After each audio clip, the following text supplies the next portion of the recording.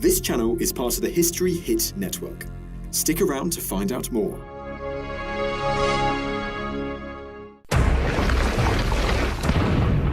In the crucible of World War II, Germany's most brilliant scientists raced to create an arsenal of terrifying new weapons of mass destruction. A stealth-like transatlantic spacecraft called the Silver Bird. An invisible death ray straight out of science fiction.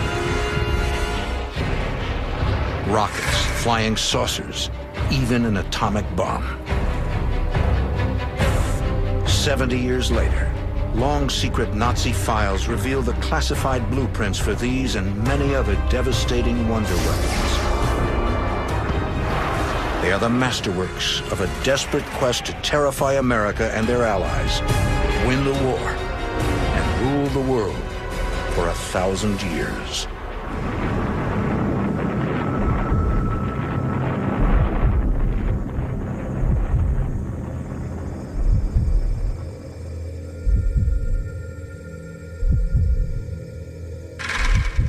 April 1945.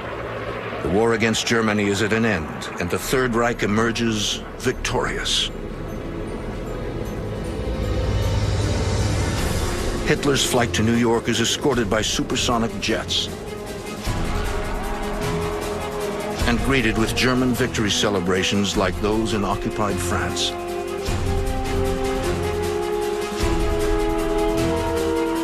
State ceremonies are staged theatrically to heighten the historic moment. A Nazi salute from the Statue of Liberty. New York is in ruins, with only just enough left standing for a victory parade to Wall Street.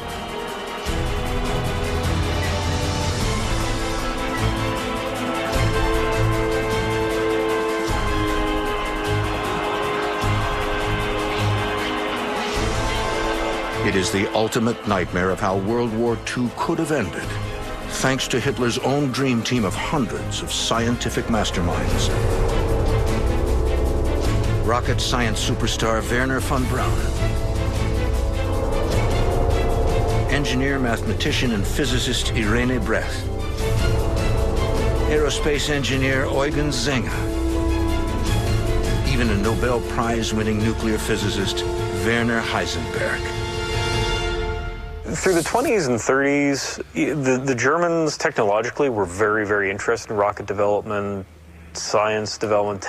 This sort of really advanced aerospace development really became a German forte that the other nations around the world were really lagging behind. From this now defunct, top-secret, high-tech German complex, thousands of brilliant engineers, physicists, chemists, and their staff are generously funded from the Nazi treasury. Provided with the most modern laboratories in Europe, and ordered to develop the deadliest armaments the world has never seen. The delta-winged Lippisch P-13. A vertical takeoff rotor-winged warplane half a century ahead of its time. A flying aircraft carrier. And the Silbervogel, the Silver Bird. A supersonic suborbital spacecraft capable of bringing the Blitz to Broadway.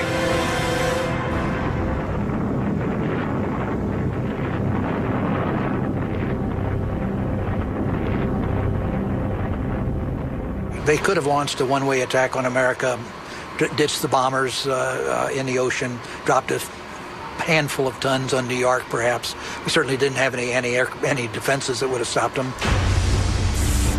Silverbird never leaves the drawing board, but today, questions still remain. How did German scientists leap so far ahead of their enemies? What's the science behind these machines? And how close does the genius of Nazi science bring Adolf Hitler to the brink of victory?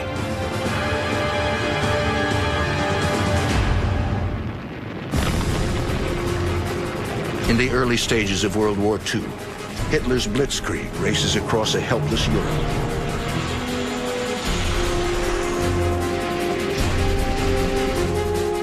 Germany is the first modern nation to wager so heavily that science and technology are the fast lane to world domination.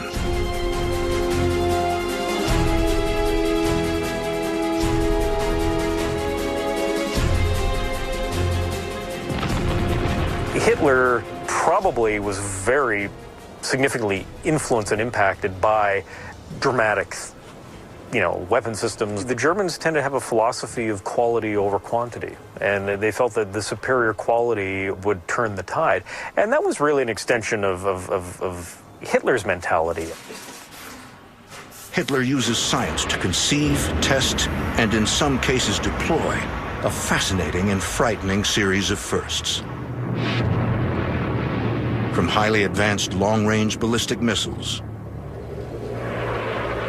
to jet fighters, the first to enter the war, said to overpower the Allies' propeller-driven aircraft, to an early stealth-designed monoplane straight out of Star Wars, decades ahead of America's B-2 stealth bomber.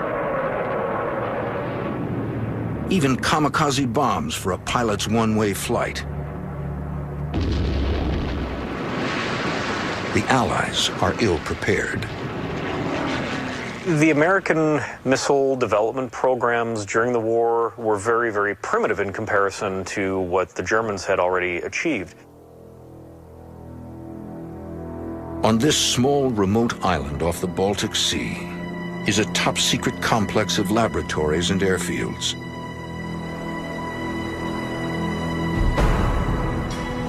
Here, Nazi scientists trial the world's first cruise missile. Just one of the wonder weapons in development at the Baltic Super Lab. The sleepy seaside town of Peenemünde is the location the Nazis choose for their most secret science. It will become the birthplace of the jet age and the space age. The cradle of the wonder weapons.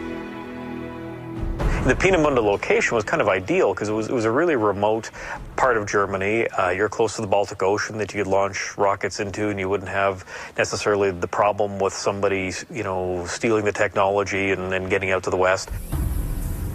The existence of Peenemunde's satellite town is a strictly controlled state secret, complete with futuristic apartment blocks for the scientific elite. But it's also a concentration camp for the expendable prisoners who live, work, and die here as slaves. When they are too weak to continue, they are murdered, lest anyone reveal Hitler's scientific secrets. Peenemunde's scientists are not slaves, but their welfare and that of their families hinges on cooperating with the Nazis. History Hit is a streaming platform that exclusively releases quality historical documentaries covering fascinating figures and moments in history from all over the world. From ancient Neolithic cultures to the dawn of the space race, History Hit has thousands of hours of content with unrivaled access to the world's best historians. We're committed to bringing history fans award-winning documentaries and podcasts that you cannot find anywhere else. Sign up now for a 14-day free trial, and Timeline fans can get 50% off their first 3 months. Just be sure to use code TIMELINE at checkout. Private trains carry engineers and physicists to the self-contained metropolis of metalwork power plants and proving grounds. Peenemünde becomes the Nazis' Los Alamos and their Cape Canaveral.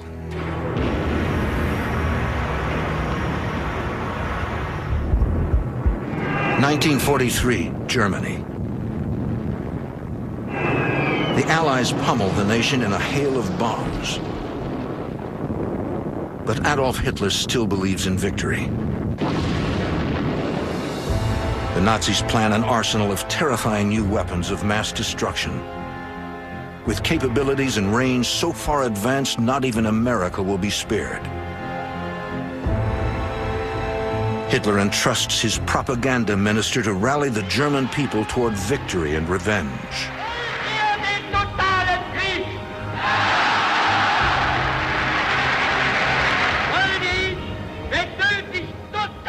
Joseph Goebbels coins these terms, Vengeance 1 and Vengeance 2. And the idea was that they would be effective to counter the American air offensive and the British air offensive.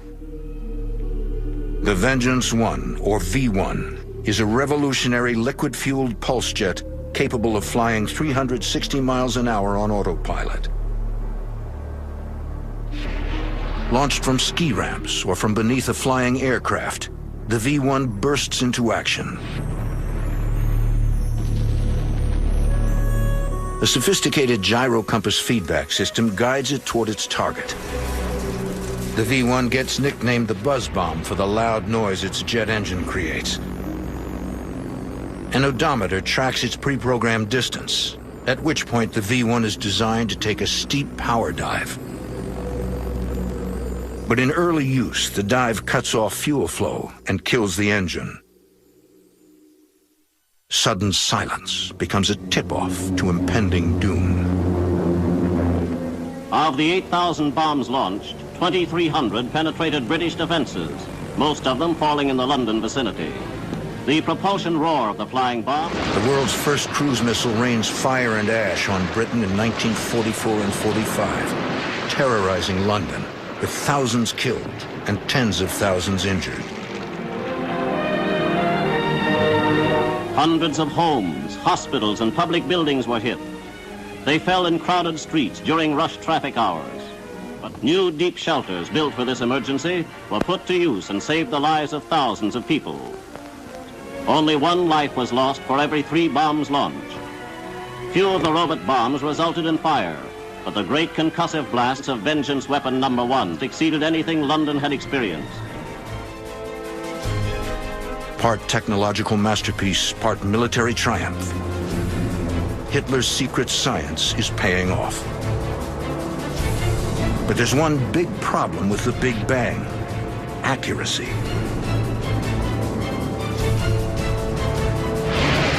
To target and destroy Allied bases with troops and convoys, somebody would have to fly this bomb. While Hitler promises the nation that his rockets will turn the war, engineers add a pilot seat and crude controls to the V-1, creating the Heisenberg, a German kamikaze aircraft. Hundreds were built, but none ever see combat. They were difficult to fly. Putting a pilot would have ensured some small amounts of damage, but the potential of the airplane in terms of its top speed, of its range and its endurance, of its ability to get to a target, these were not essential war-winning weapons. Decades later, the original plans for the Heisenberg resurface in a private archive. In this small Bavarian garage, Hitler's secret science is coming back to life, as several wonder weapons are rebuilt or reconstructed here for museums. The Bavarian builders find welded seams of inconsistent quality, suggesting that some were done by skilled technicians, others by exhausted concentration camp prisoners.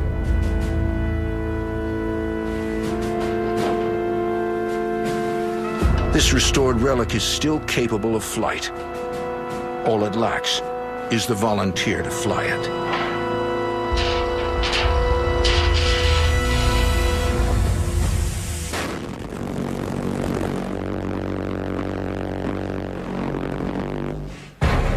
For Hitler's secret scientists, no concept is too futuristic, no propulsion system or wing design too bizarre.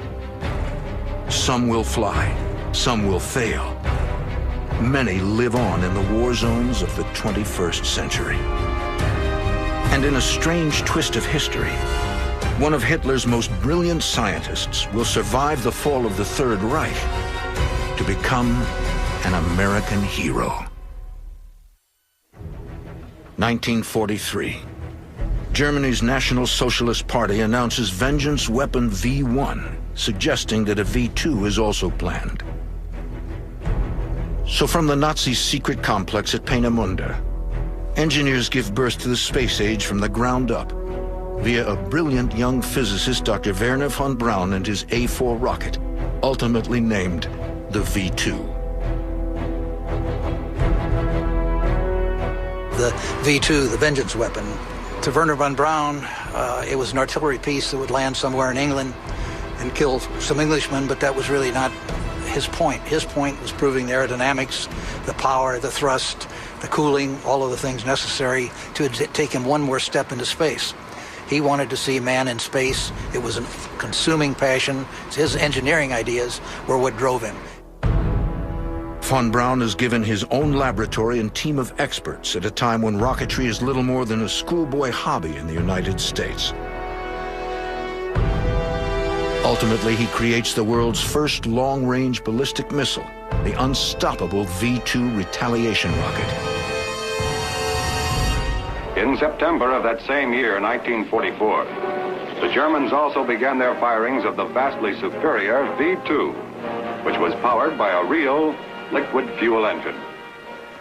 Military rockets in a rudimentary form had been used for centuries, but their propulsion was by the use of gunpowder. In this new era, it was the Germans who realized that the liquid fuel rocket could be put to military use, that it could be given impressive range and great destructive power. The German focus on advanced technology completely changes the capabilities of science and warfare. They not only took a toll of more than 9,000 casualties, they also had a devastating psychological effect. For unlike the buzz bomb, the V-2 fell without warning. It had a speed of 3,300 miles per hour, and it could not be intercepted by fighter aircraft or brought down by anti-aircraft artillery. According to Boyne, von Braun's focus was more on the science than winning the war. All that mattered to him was solving the aerodynamic problems, the problems of control, the problems of burn, all of the things that are inherent in a ballistic missile, not as a weapon, but as a means to get into space. But defiance of the Führer is not an option for any German scientist. And neither is the suggestion of defense. The real impact on the outcome of the war was in an area that the Germans really failed to develop, and that was really the defensive technologies. You had to be very politically correct as a Nazi, or else you'd be in trouble. That meant you couldn't have weapons that were seen to be too defensive that might indicate that the war was being lost.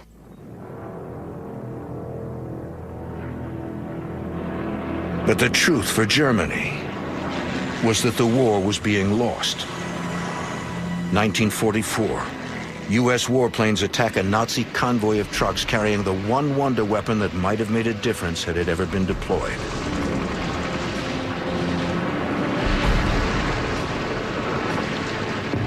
The Typhoon, the world's first defensive ground-to-air missile, designed to augment Nazi efforts to shoot down Allied bombers. The one thing that Germany could have done by 1943, if they had properly concentrated their resources, was to concentrate not on a V-2 to hit Great Britain, but on a series of anti-aircraft missiles to knock down any bomber that comes over it. So they could have created an effective integrated air defense system.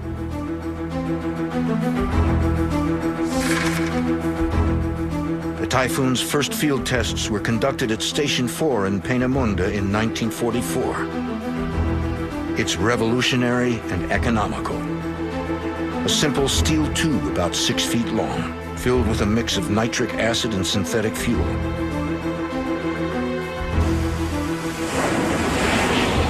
Able to travel over 6 miles in just 14 seconds. Over 1 million are planned for production by 1945. But that didn't happen. It was clearly beyond their capacity to do. They were absorbed with, they thought they had either won the war, or then they were absorbed with maintaining the war to keep themselves in power as long as possible. They never concentrated their resources. They never allowed the people who might have done these things to get together and do them. There was too much suspicion. There was too much party politics. This computer simulation shows how the defensive Typhoon rocket's mobile shooting base will look when rebuilt. A secret science artifact that perpetuates the wonder weapon mystique today.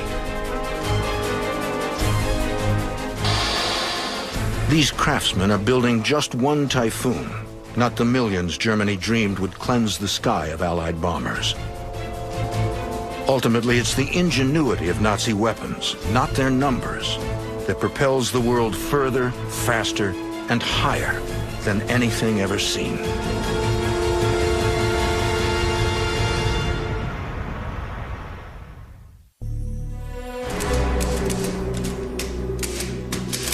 Nazi secret files reveal war machines so futuristic that it's hard to believe they were spawned in our grandparents' time.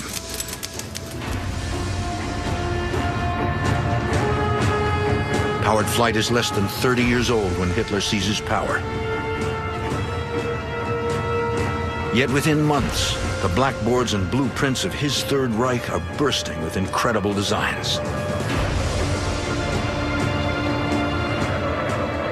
Before the war is over, Germany will produce a series of aeronautical firsts that remain the basis for many air and spacecraft today. The Arado 234, the world's first operational turbojet bomber and the most advanced jet of its kind. The Arado was the second of the airplanes that reached production employing the Junkers Jumo 004 engine.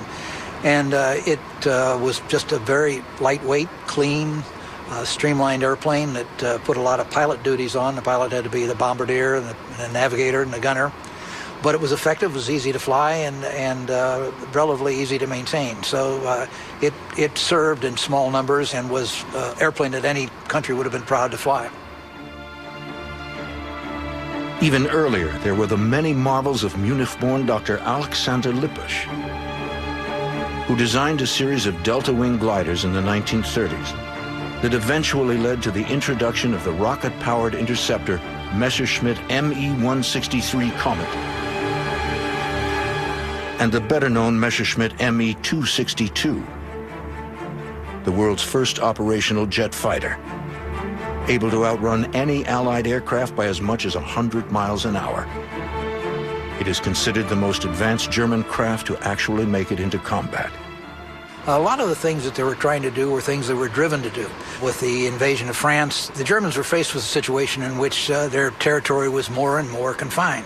So their thoughts began to turn to vertical takeoff aircraft, and so they wanted rocket fighters that could ascend vertically to attack the American squadrons because they didn't have time to take them off and have a regular fighter plane climb.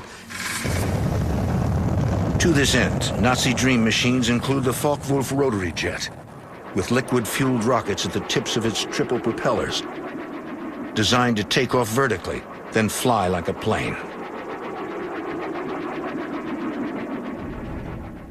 But the most incredible vertical lift weapon of all is thought to be hidden in the secret hangars at Peenemünde, a Nazi UFO.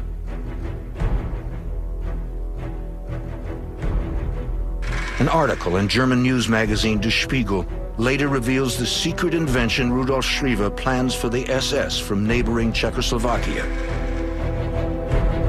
The piloted Schriever Flugkreisel, nearly 50 feet in diameter, with 3 impulse jets on a rotor inside a circular fuselage.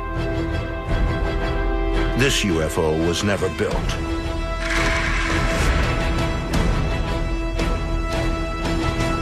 But further clues to a flying saucer surface here along alpine forests and streams at a castle in Upper Austria.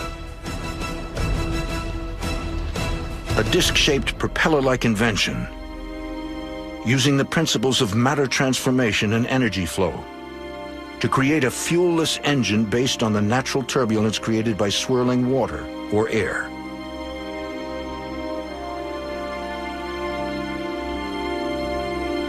Jörg Schauberger says that his grandfather's concept for a totally new propulsion system turned rumors of a UFO into reality.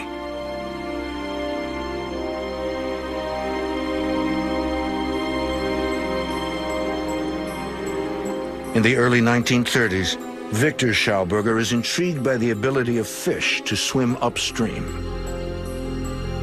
Inspired by this natural phenomenon, he devises a silent, vacuum-powered engine to generate thrust without combustion. A revolutionary unit for airplanes to be pulled rather than pushed forward. He calls it the repulsine. The repulsine, or Repulsine in German, was meant to be some kind of reaction chamber where some transmutations would take place with the molecules that are sucked into this chamber. Even today, the Austrian would be ahead of his time. In World War II, his invention is right on course with Hitler's quest for wonder weapons. Against his will, Victor Schauberger is forced into the very heart of Nazi science, working inside a weapons lab staffed by slave labor.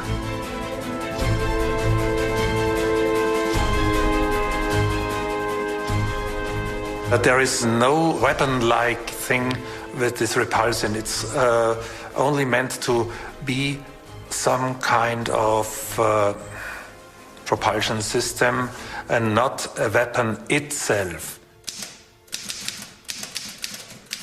But elsewhere, deadly innovation is in full swing. Among the top-secret correspondence between Nazi officials and German Air Force Colonel Schroeder-Stranz, there's a clue about a wonder weapon that's rumored to have the power to kill, heal, and even help find oil. The colonel repeatedly offers his ambitious proposal to the armed forces. In the last desperate days of the Third Reich, the SS decides to support the project. His brainchild is the stuff of science fiction. A wonder weapon that can pierce the thickest armor or send enemy planes crashing down from the sky.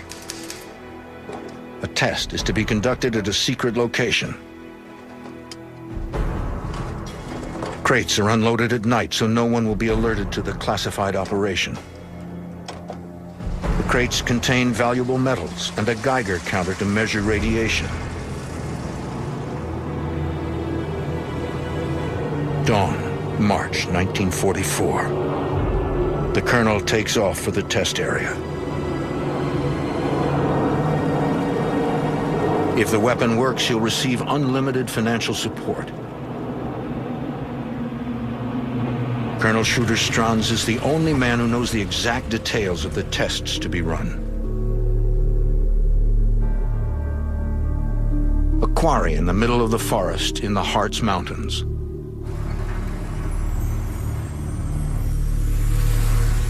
Documents don't reveal the secret of what it looks like, only that its cannon-like front end shoots out an invisible ray.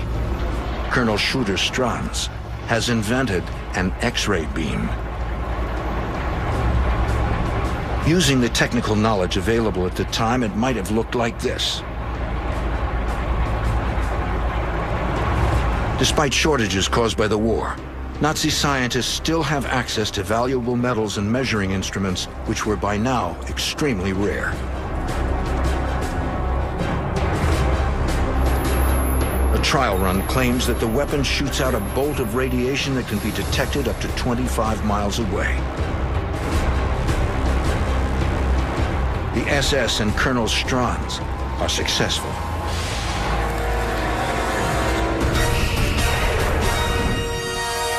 But then, mysteriously, the file is closed.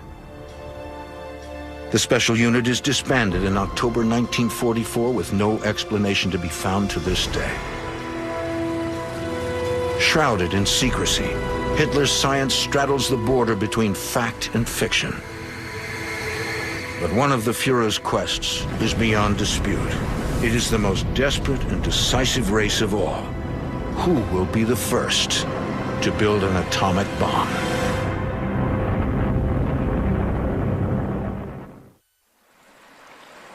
(1943).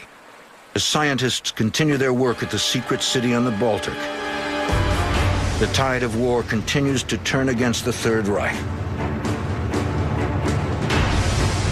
In the east, the German army is turned back at Stalingrad. Hitler's invasion of Russia collapses into panic, slaughter, and retreat. And in the west, British pilots record the first aerial images of the Peenemünde factories and rocket launching buildings. British bombers pound the complex, targeting the dormitories where Hitler's scientists and engineers live. Hundreds are killed. To a certain extent, Peenemünde never totally recovered. They lost a lot of key personnel, scientists, research equipment. Peenemunde's production is moved underground to mountain fortresses and remote mines safe from Allied blockbusters.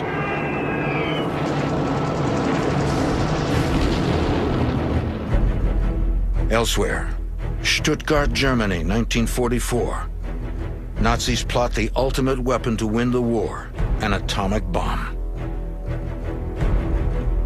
A team of German scientists attempt to unlock the secret of nuclear fission to produce electric power. Half a world away, physicists at Los Alamos, New Mexico are on the same quest, using the radioactive uranium of the American West to set off the world's first nuclear weapon. But the Germans have their own atomic genius. Nobel Prize winner Werner Heisenberg. Heisenberg and his team call themselves the Uranium Club. But the German army has other plans for the atom smashers. In early 1945, neither the U.S. military nor researchers know anything about the state of nuclear capability in Germany. A secret U.S. project, codenamed Operation Alsos, is established to find out if the German atomic bomb project exists. Outside the city of Stuttgart, beneath a castle in Haigerloch, Alsos agents discover an atomic reactor in a stone cellar.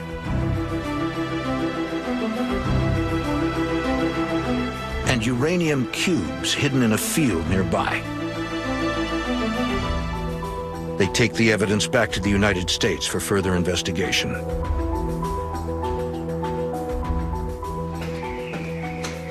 Months earlier, at this same medieval castle, clandestine shipments of heavy water, a key ingredient to nuclear power, arrive here from Nazi-occupied Norway, despite valiant attempts from the Norwegian resistance to prevent it from ever reaching Germany. A secret code reveals the amount of deuterium inside each transferred barrel. Deuterium, an isotope of hydrogen, makes water about 10% heavier. The Nazis plan to combine this shipment of heavy water with the cubes of uranium to begin the nuclear age. On every front, from stealth technology to nuclear power, Hitler's push for scientific success is fueled by the Nazi dream of a global Reich, a German empire lasting 1,000 years, where a massive railway system connects main power centers from Siberia to Moscow, Paris, and Berlin. Berlin, the capital, is to be renamed Germania.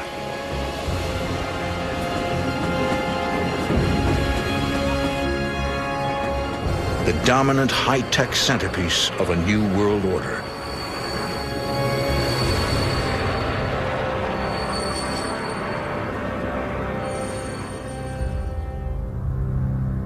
But by March 1945, the dream is fading fast, and Hitler is growing desperate. With Allied forces closing in on Germany, only a wonder weapon can save the Third Reich. But at the Trinity site in the New Mexico desert, it's America who proves the power of the atomic bomb.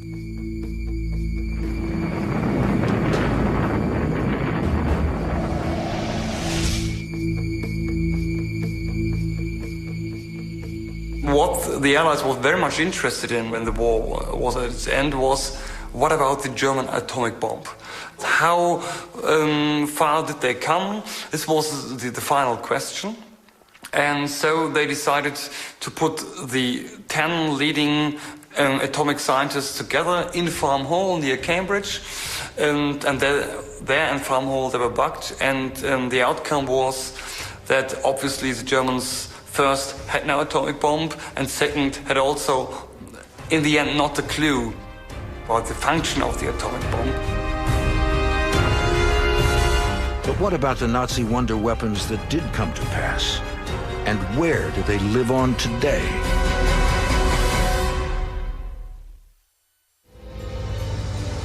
The world's first cruise missile, first long-range ballistic missile, first guided surface-to-air missile, first anti-ship missiles, even the world's first closed-circuit TV, the world's first operational jet fighter and jet bomber. Aerodynamics in Germany, there were a small group of people who were very, very advanced. And there is some sort of a special genius about them. Countless designs, years ahead of their time. Secret sites wholly dedicated to science. Backed by propaganda, boasting German money and fearful enemies. How could Hitler's plan for wonder weapons fail? In Germany, virtually everything was a secret. So any science was a secret. It hurt the Germans more than it hurt us. They also had a very, very confining security system. And so there was not the cross-feed that you get in a good scientific community. You had enthusiasts building dreams, but without adequate resources. You had people making decisions about resources who had no idea about the projects. And at the top, you had Hitler making the final decisions on many things upon which he had only partial information. Such controlled secrecy slowed wartime production to a devastating degree. The Germans ultimately produced about 1,300 Me-262s, of which they got 300 in combat. And at the time, we were putting 1,000 bombers and 1,000 fighters over Germany in a day. The Third Reich nurtures hundreds of deadly inventions. But to roll them out and win the war, they'd have to prioritize a mere handful of wonder weapons and mass-produce these by the thousands. Thankfully, they lacked the production methods, materials, and the management required. Had Germany focused on defense, more strategically chosen her ammunition, and greatly increased production of these specific weapons, the outcome of the war might have been very different. That would have made invasion in 1944 very difficult, probably problematic.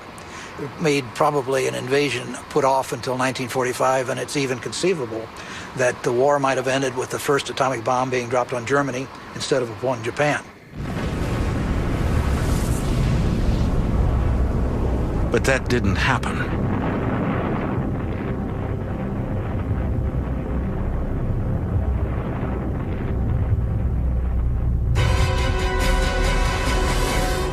In 1945, the Nazi dream is finally destroyed by Allied bombs.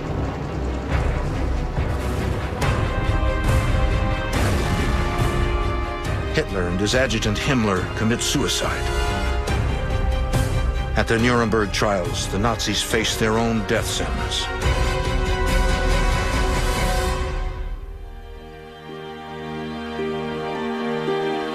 The entire world now learns of the unspeakable horror of concentration camps and the depth of Hitler's dark dreams of domination.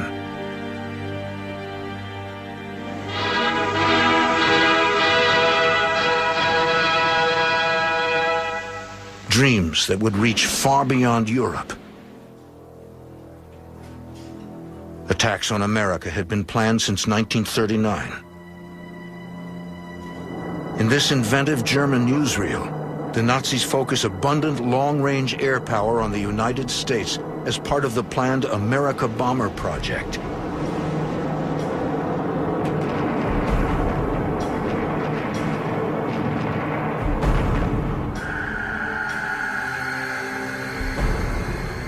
Had the Germans been able to develop and deploy their America Bomber program, they bring the war to the mainland of the United States, I think it might have had some impact on American strategic doctrine.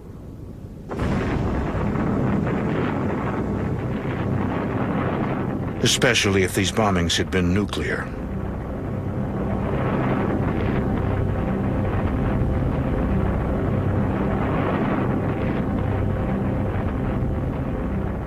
I mean, the only the only result the German Air Force could achieve was to send a handful of very long-range bombers over the Atlantic and to drop, say, 12 tons of bombs on New York or Washington.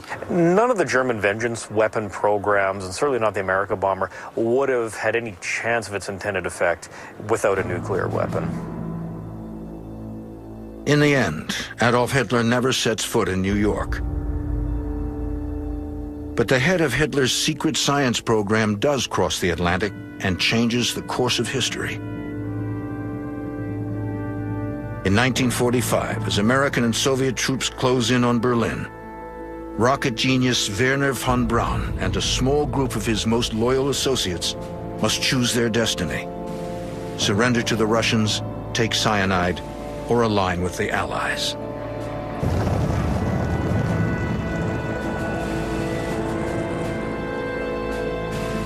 They choose America, and von Braun immediately is put in charge of the nation's infant missile program.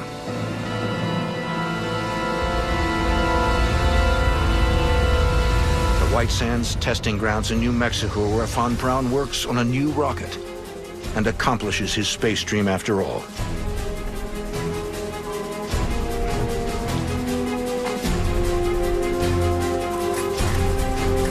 Escaping from the dark shadows of Peenemünde, the creator of the deadly V2 spends the rest of his life in loyal service to his new country. Thanks to von Braun, America wins the space race and puts a man on the moon. Yes, we see it. We see it. Here it is. Okay, engine stop. Houston,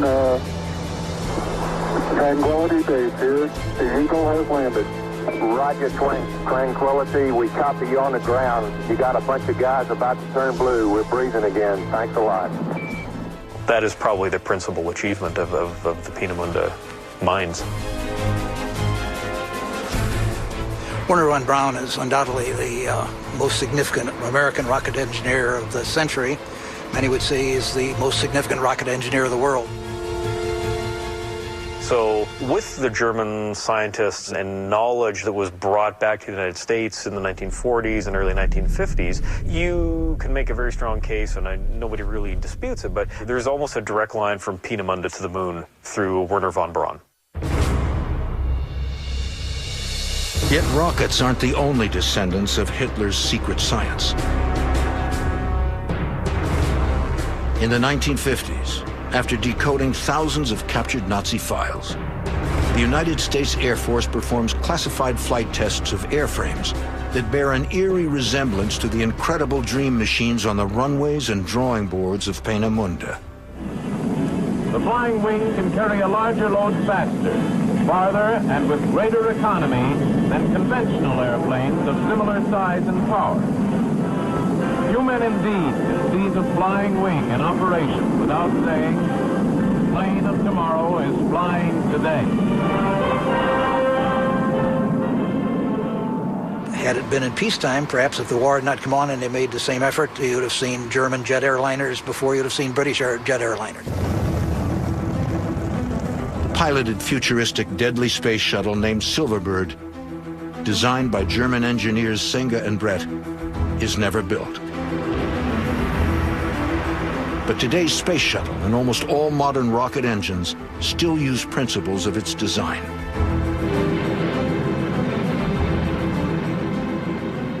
Parallel to von Braun's work with the V2 and the type of fuels that he used in the V2, combustible fuels, those engines were used subsequently in the United States and by Bell and others.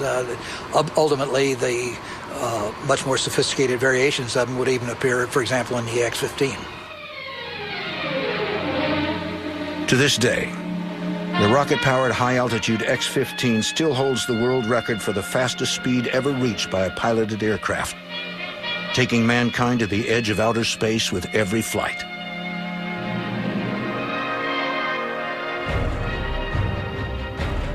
There's no argument that Germany had some of the most talented weapons designers on the planet at the time, but they were failed by their leadership.